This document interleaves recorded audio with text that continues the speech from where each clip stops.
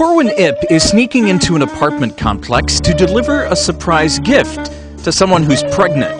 The actual gift giver lives in another city. She couldn't make her friend's baby shower, so she hired Corwin to deliver a package that would feed her friend's pregnant cravings. Macaroni, cheese, and peppermint patties. Corwin doesn't know either of these women, but he's making $40 on the deal. Why him? He's a TaskRabbit. TaskRabbit is one of a number of virtual assistants that enable a kind of peer-to-peer commerce where people can farm out tasks and errands to other people who bid on them, some small and some pretty big. Corwin works full-time in IT, but he uses the service to make a little money on the side. I recently got engaged, and my fiancée told me that she'd like a destination wedding. So all I saw was dollar signs, like, oh God, where am I going to get this money from? He's built a faux fireplace and constructed electronics boards for video games. He usually makes about $50 per task. Zarly, with over 100,000 users, tends to focus on buying and selling products.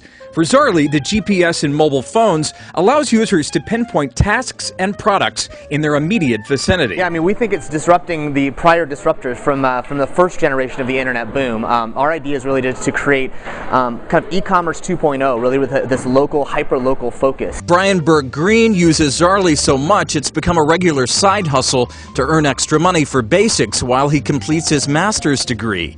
In just a few months, completing a few tasks a week, he's made around $500. It tends to cover my my unlimited fare rides. One of his wackiest tasks, he got $15 for finding an American flag Speedo for someone on the 4th of July. I tweeted about it and asked people in my network if they knew where I could get it, and somebody directed me to a sex store. So it was kind of awkward. It was an in and out job. But sometimes the requests aren't so trivial. Savannah, Georgia resident Laura Egan didn't have cash when she went through a toll booth this summer at New York's Lincoln Tunnel, so she got a ticket. To complicate things, she was driving her parents' car. Well, they don't hand you a ticket, they mail you a ticket. And I found that out from the toll booth attendant, and I realized right away that this was going to be a major problem because the mailing address on the car was my parents' address. This thing was just never going to get to me.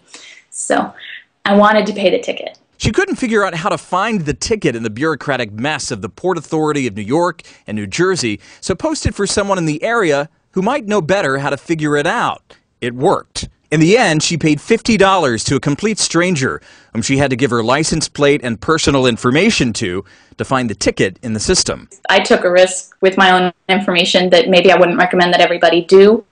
At the same time, you invite Craigslist people to your doorstep. With Airbnb, you stay in a stranger's house. So things like that.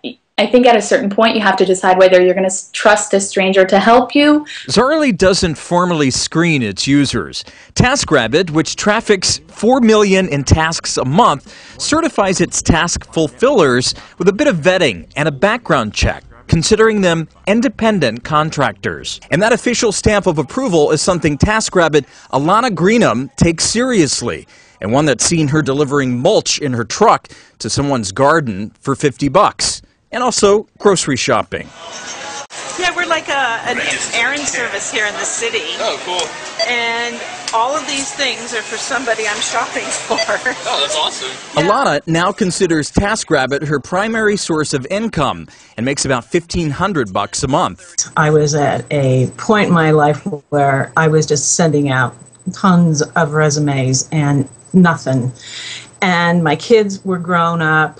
I didn't want to go back into social work, which I had my degree in. My second Zarly post was for a task I've been dreading doing on my own, giving my very sweet cat Namja a bath. So I Zarlied it, and a graphic designer responded who said she had had a lot of cats and experience in these sometimes dicey cat bathing situations. This is actually the wackiest thing I've responded to. Hello, kitty. This time I bit. And so did Namja. Oh, I know. Ooh, oh, they hate it. They really hate it. Oh, goodness. It's okay. Whoa, whoa, whoa. All right. $50 for her, totally worth it for me. It's over. The hard part is over.